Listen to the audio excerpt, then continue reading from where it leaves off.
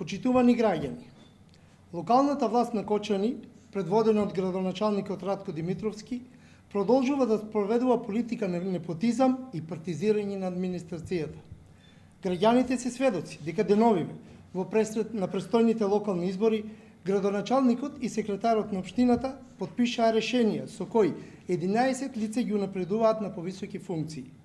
Со новите решенија Димитровски ја унапреди својата снаа во раководител на секторот за планирање и развој, а ќерката на секретарот Петар Апостолов доби статус на советник во одделението за информатика.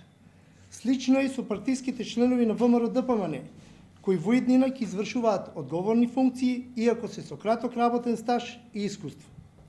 Лажни и лицемерни беа ветувањата на Радко Димитровски, дека во локалната администрација ќе опочитува професионализмот и стручноста. Со ова се докажува дека за сите овие години тој работеше само за себе, за семејството и партијата. Доаѓа време кога тој и неговата партија ќе понесат политичка одговорност за своето неодговорно работење.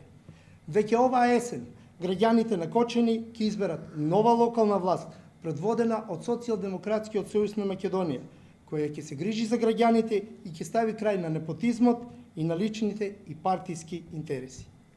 Ова е прва пресконференција на СДСМ по подолга пауза во престрет на локалните избори, кои треба да се одржат на 15 октомври годинава.